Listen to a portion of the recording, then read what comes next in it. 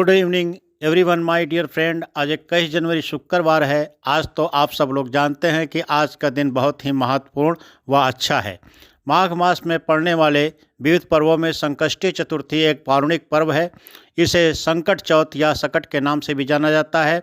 माघ मास के कृष्ण पक्ष की संकष्टी चतुर्थी का हिंदू पंचांग के अनुसार विशेष महत्व है। संकटों का हरण करने वाली इस चतुर्थी पर्व को माघी चतुर्थी और तिलकुट चौथ के नाम से भी जाना जाता है। शास्त्रीय मान्यता है कि इस निर्जला व्रत का अनुष्ठान सर्वप्रथम मां पार्वती ने अपने पुत्र गणेश की मंगल कामना के लिए किया था। तभी से हिंदू धर्म की महिलाएं अपनी संतान की दीर्घायु और सुखी जीवन की कामना के साथ यह व्रत रखती आ रही हैं। कहीं कहीं इस व्रत को वक्रतुंडी चतुर्थी और तिलकुटा पर्व के नाम से भी जाना जाता है। दरअसल इस दिन तिलकुट बनाया जाता है, इसलिए इस त्यौहार को तिलकुट नाम से जानते हैं। आपके यहाँ इसे किस नाम से जाना जाता है, आप हमें कमेंट बॉक्स में लिखकर ज़रूर बताने का कष्ट करें। आइए जानते हैं और इसके बारे में यह किस तरह से मनाया जाता है। इस व्रत वाले दिन सभी माताएं अपने पुत्र की लंबी आयु, अच्छी स्वास्थ्य और जीवन में सुख समृद्धि की मनोकामना के लिए माता पार्वती अर्थात चौथ माता तथा देवों में प्रथम पूज्य विघ्नहर्ता गणेश की पूजा अर्चना, स्तुति भजन, गणेश चालीसा व आरती आदि करके पूर्ण करती हैं। विघ्नहर्ता गणेश की पूजा शाम के समय चंद्रोदय होने पर किया जाता है। इसमें माताएं हल्दी से गोलाई में लेपन करके उसमें पान, सुपारी, गौर रखकर सिंदूर आदि लगाकर जल, अक्षत, दुर्वा, लड्डू तथा 4 गांठ गन्ना व 4 की संख्या में मूली, लाल शकरकंद, नारंगी, मकोई, बैगन, बैर, काली गाजर, सफ़ेद शकरकंद आदि चढ़ाकर विधि विधान पूर्वक गणेश जी की आराधना करने की लोक परंपरा है, जो सनातन से चला आ रहा है। मान्यता अनुसार संकष्टी चौथ के दिन व्रत तब तक पूर्ण नहीं होता है जब तक चंद्रमा को अर्घ नहीं दिया जाए, इसलिए रात को चंद्रमा को अर्घ दिया जाता है। शास्त्रों के अनुसार चंद्रमा को औषधियों का स्वामी और मन का कारक माना जाता है, इसलिए चंद्रदेव की पूजा के दौरान महिलाएं संतान की दीर्घायु और निरोगी होने की कामना करती हैं। मान्यता है कि चंद्रमा को अर्घ देने से सौभाग्य का भी आशीर्वाद प्राप्त होता है, इसलिए सकट चौथ के दिन चंद्रमा को अर्घ देने की परंपरा है। पौराणिक कथा के अनुसार भगवान शिव के बहुत सारे गण थे। वे माता पार्वती का आदेश भी मानते थे, लेकिन भगवान शिव का आदेश उनके लिए सर्वोपरि था। एक बार माता पार्वती ने सोचा कि कोई ऐसा होना चाहिए जो केवल उनके आदेश का पालन करे। तभी माता पार्वती ने अपने उपटन से एक बालक की आकृति बनाई और उसमें प्राण डाल दिए। यह बालक पार्वती पुत्र गणेश कहलाए। इन सब के विषय में भगवान शिव को ज्ञात नहीं था। जब माता स्नान के लिए गईं तो उन्होंने द्वार पर बालक गणेश को खड़ा कर दिया और कहा कि जब तक वे न कहे किसी को अंदर नहीं आने देंगे। तभी भगवान शिव के गण वहां आए, लेकिन गणेश जी ने उन्हें अंदर आने से रोक दिया। जिसके बाद भगवान शिव वहां पहुँचे। गणेश जी ने उन्हें भी रोक दिया, जिसके कारण शिव जी क्रोध में आ गए। क्रोधवश होकर उन्होंने अपने त्रिशूल से गणेश का सिर धड़ से अलग कर दिया। अपने पुत्र की यह दशा देखकर माता पार्वती ममता से हृदय द्रवित हो गया और वो दुख और क्रोध में आकर भगवान शिव से बालक गणेश को जीवन दान देने की कहने लगे। ये सब ज्ञात होने के बाद भगवान शिव ने गणेश जी को हाथी का सिर लगाकर जीवित किया, जिससे वे गजानन कहलाए। मान्यता अनुसार इस दिन माघ माह की चौथ की तिथि थी, तभी से यह तिथि संकट हरण वाली संकटी चौथ कहलाई। इसमें माताएं सारी पूजन की सामग्री धूप, अगरबत्ती, माला, फूल, दुर्वा, अक्षत, हल्दी, गुड़, तिल, लड्डू तथा अन्न चढ़ाने की सामग्री एक थाल में सजाकर पहले से तैयार कर लेती हैं तथा नया वस्त्र पहनकर पूजा करने के लिए पहुंचती हैं और जैसे ही चंद्रमा उस दिन दिखता है पूजा शुरू करती हैं। जैसा कि यहाँ पर सकट चौथ का पूजन विधि विधान पूर्वक माताओं द्वारा संपन्न किया जा रहा है। फूल चढ़े और चढ़े मेवा, पान चढ़े, फूल चढ़े और चढ़े मेवा, लड़ुअन का भोग लगे संत करे सेवा, लड़ुअन का भोग लगे संत करे सेवा। जय गणेश जय गणेश जय पार्वती पिता महादेवा सत्य न्याय सकल तीज सेवा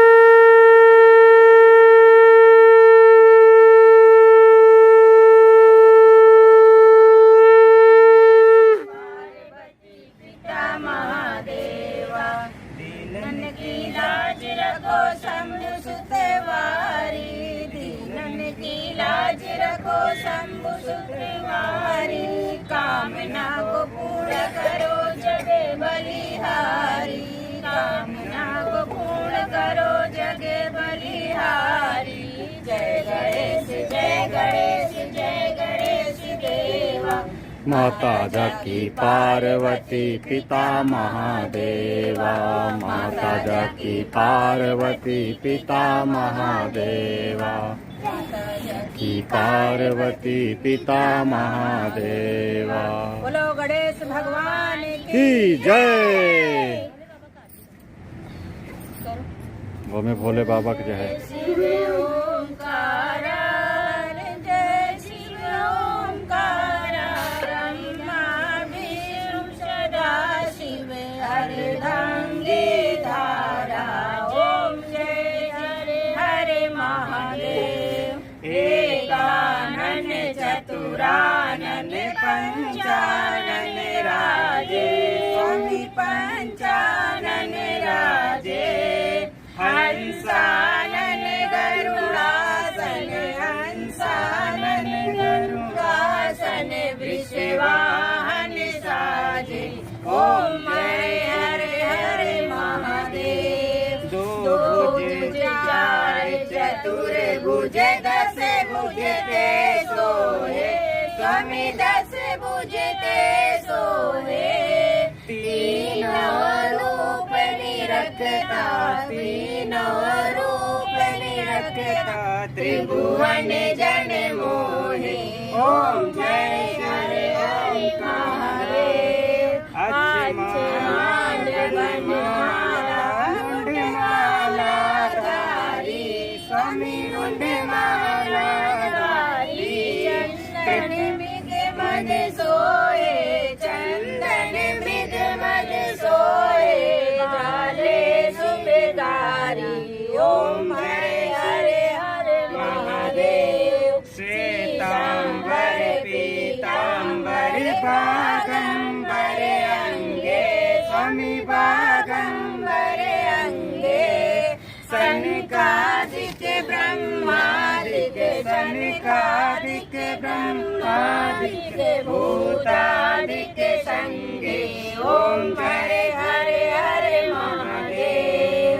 कर में शेष कमंडल चक्र त्रिशूलधारी स्वामी चक्र त्रिशूलधारी जगहारी सुखहारी सुखकारी दुखहारी जग पालनकारी ओम हरे हरे हरे महादेव ब्रह्मा विष्णु सदा शिव जानत अविवेका स्वामी जानत अविवेका वांछित फल पावे ओम हरे हरे हरे महादेव ओम हरे हरे हरे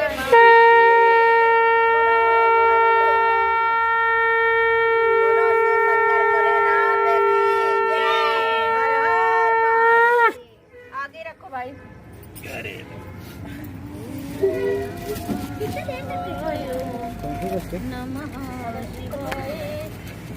इस वक्त दीपक को साक्षी मानकर सभी लोग चंद्रमा का ध्यान कर रही हैं। ओम गजानन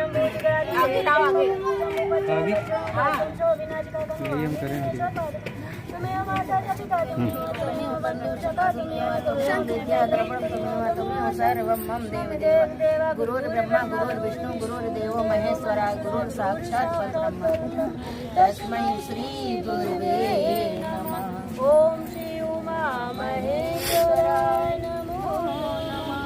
श्री चिमटा मंगा लो चिमटा। हरे हरे महादेव हर हर सकट चौथ व्रत को लेकर अलग अलग राज्यों में अलग अलग मान्यताएं प्रचलित हैं। मान्यता अनुसार इस दिन गणेश जी को भोग में तिल और तिल से बनी चीज़ें जैसे तिल की गजक, तिल के लड्डू चढ़ाया जाता है। मान्यता है कि इस भोग को एक रात पहले ही बनाकर एक बांस की बनी हुई डलिया में ढक कर रख देते हैं, जिसे बेटा ही खोल सकता है। जबकि देश के कई हिस्सों में इस दिन तिल को भूनकर गुड़ की चाशनी में मिलाकर लड्डू बनाए जाते हैं। यह तिलकुट को पहाड़ कहा जाता है। धर्मराज युधिष्ठिर ने अपने जीवन के संकटों को दूर करने के लिए श्री कृष्ण की सलाह पर इस व्रत को किया था।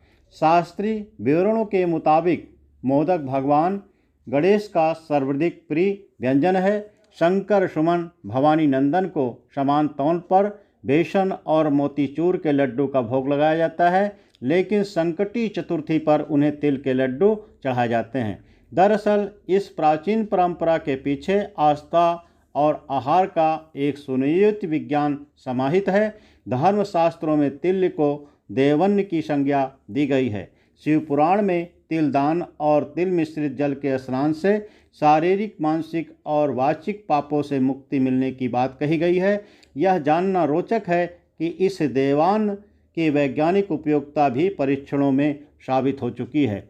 तिल एक बेहतरीन एंटीऑक्सीडेंट माना गया है। साथ ही इसमें copper, magnesium, iron, calcium, phosphorus, zinc, vitamin और फाइबर भरपूर मात्रा में होता है, जो हमारी रोग प्रतिरोधक शक्ति को बढ़ाने में अत्यंत सहायक होता है। तिल के तेल से मालिश करने से हड्डियां मजबूत होती हैं और त्वचा में चमक आती है। माघ में यह शीत की तीक्ष्णता के कारण ऋषि मुनियों ने इस अवधि में गर्माहट व ऊर्जा देने वाले खाद्य पदार्थों को सेवन की परंपरा बनाई है। सकट पर तिल के लड्डू चढ़ाकर स्वयं न खाने की तथा उसे प्रसाद के रूप में दूसरों को बांटने के पीछे भी यही वैज्ञानिक आधार है। अब पूजा करने के बाद माता यहाँ पर चंद्रमा को अर्घ देने की तैयारी कर रही हैं और ये सभी पूजा स्थल के चारों तरफ घूम घूम कर लोटे में लिए हुए जल से अपने लटों से अर्थात बाल की चोटी को स्पर्श कराकर भगवान चंद्रमा को अर्घ दे रही हैं। यह कार्यक्रम 5 बार घूम करके करना होता है। गगनावरणो माणिक्यं चंद्रदक्षायणीपते ग्रहणम् अर्घदत्तं गणेश प्रतिरूपकम्। गगनावरणो माणिक्यं चंद्रदक्षायणीपते ग्रहणामर्घं दत्तं गणेश प्रतिरूपकम्। गगनावरणो माणिक्यचंद्रदक्षायणीपते ग्रहणम् अर्घदत्तं गणेश प्रतिरूपकम्। ॐ गणगणपतये नमः। गगनावरणो माणिक्यचंद्रदक्षायणीपते ग्रहणम् अर्घदत्तं गणेश प्रतिरूपकम्। ॐ गणगणपतये नमः। ॐ गणगणपतये नमः। ॐ गणगणपतये नमः। विघ्नेश्वराय वरदाय सुरप्रियाय लंबोदराय सकलाय जगतिताय नागाननाय श्रुतियज्ञविभूषिताय गौरीसुताय गणनाथ नमो नमस्ते। भगतार्थिनाशानपराय गणेश्वराय सर्वसाराय शुभदाय सुरेश्वराय विद्याधराय विकटचाय वामनाय भक्तप्रसन्नवरदाय नमो नमस्ते। वक्रतुंड महाकाय सूर्यकोटिसम्प्रभा निर्विघ्नं कुरु मे देव शुभकार्येषु सर्वदा। नमामि देव सकलार्थदां तां सुवर्णवर्णं भुजगोपीवितां गजाननां भास्करामेकदन्तं लम्बोदरं वारिभावसनश्च एकदन्तमहाकाय लम्बोदरगजाननं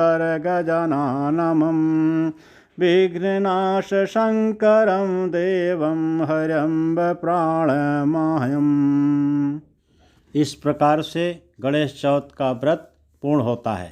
आप सभी माताएं पुनः अपने पूजा पर बैठकर गणेश भगवान का ध्यान करती हैं और अपने पुत्र की दीर्घायु की कामना करती हैं तथा साथ में पूरे परिवार के मनोरथ को पूर्ण करने व हमेशा सुहागिन रहने के लिए साथ साथ परिवार को निरोगी सुख समृद्धि की कामना करती हैं और पुनः अपने पूजा स्थल से चंद्रमा का दर्शन हाथ जोड़कर करती हैं। चूँकि इस व्रत में सारा परिवार शामिल रहता है, इसलिए यहाँ से सभी माताएं अपने पति के साथ साथ बड़े बुजुर्गों का चरण स्पर्श करके आशीर्वाद प्राप्त करती हैं।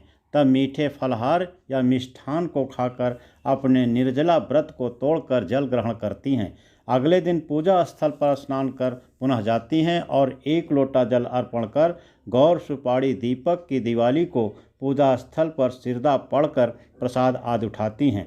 इस गौर सुपारी व दीपक को अगले साल में पड़ने वाले चौथ के लिए सुरक्षित रख देती हैं। Thank you my dear friend for watching this video. मित्रों, आपको मेरी वीडियो पसंद आई हो तो एक लाइक तो बनता ही है।